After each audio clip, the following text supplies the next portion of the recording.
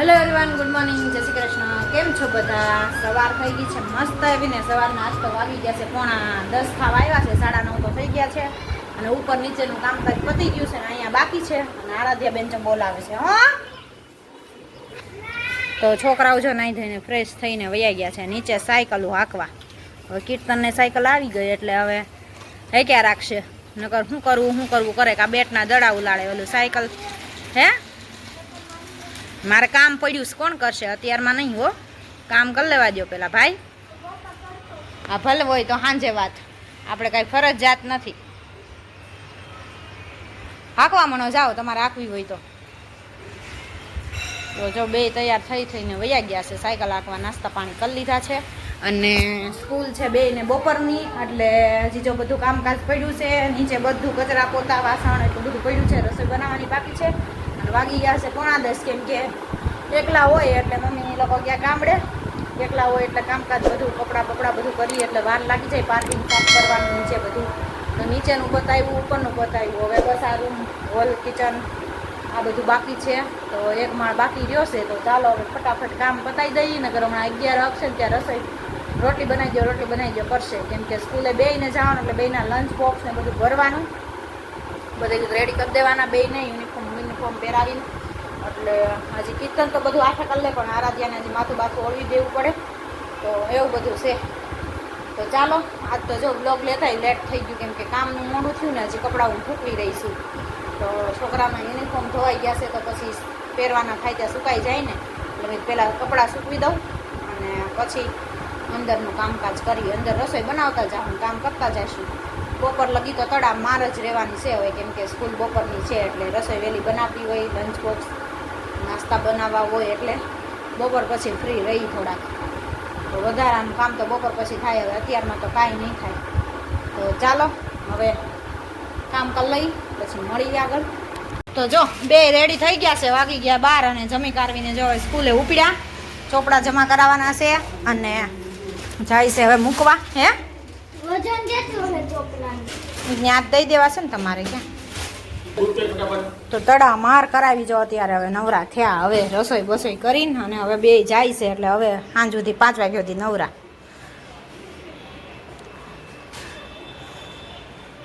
અને સાંજે આને લેતો આવજો આરાધ્યાને. ઊભી જ રહે ને ત્યાં, કોઈ તેડવા ન આવે થોડીક વહી આવે કોઈની ભેગી. હો આરાધ્યા, મેડમને કહેજે મારા ભાઈ 8મું ભણે છે ને એની ભેગું મારે જવાનું છે એમ કહેવાનું. હો ચાલો બે જોજે. હા પહેરી જાઓ હવે. અને આડું દરવાજો આડો કરતી જા. તો જો બે છોકરાઓ ગયા સ્કૂલે અને મૂકીને આવે એટલે ચાલો આપણે જમવા બેસી જઈએ. ને અહીંયા જો આ જાંબુડાના ઠળિયાનું હજી અડધાનો મુખવાસ બનાવ્યો ને હજી અડધા સુકાય છે અને કપડાં પણ સુકાઈ ગયા છે, લેવાશે. પણ હવે જમીને લઈ હું આ તો ઠાકીને થઈ ગઈ. કેમ કે જો સવારની આમાં હતી, તડા માર કરીને રસોઈ બનાવી અને બેયને તૈયાર કરીને રેડી કરીને મોકલા.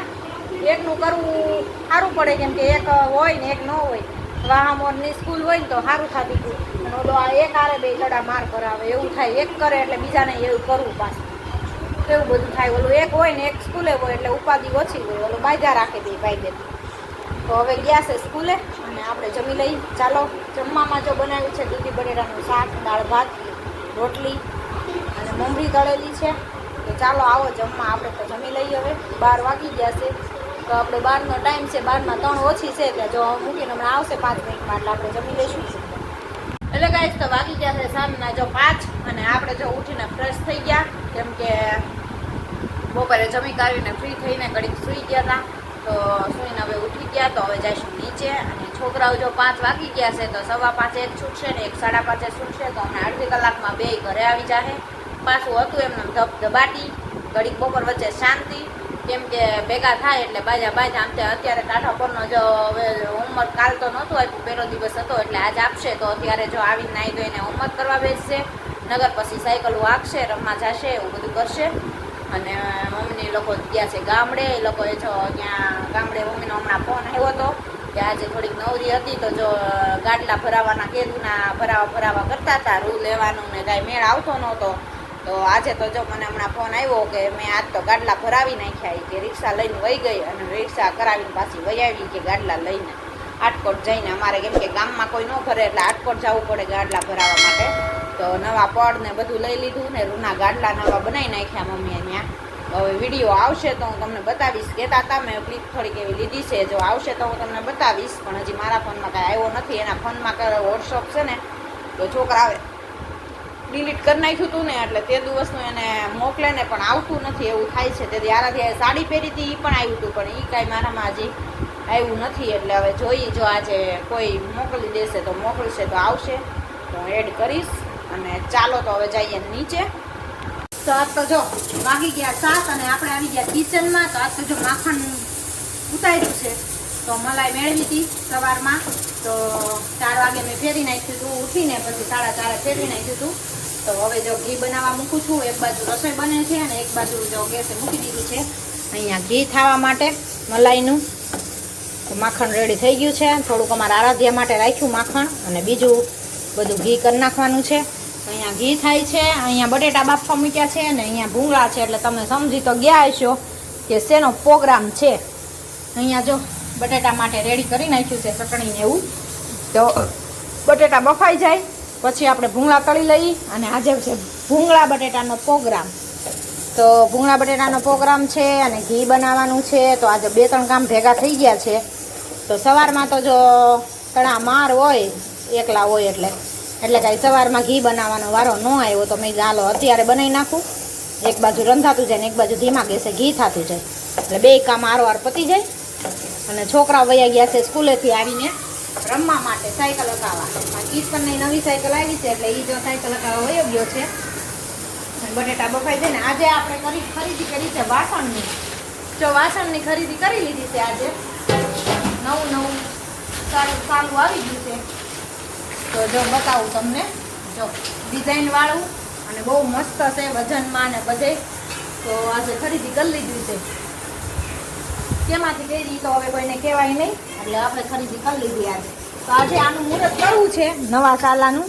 ભૂંગળા તળીને જો આમાં નાખવા છે. કાથોડ નાની પડે ને તો આ થોડુંક જાજા મહેમાન હોય કે એવું હોય ને ત્યારે આમાં લોટ બાંધવા થાય. એટલે મીડિયમ સાઇઝનું કાથોડથી થોડીક સાઇઝ મોટી લીધી એટલે મસ્ત એવું છે ડિઝાઇન વાળું ને સરસ.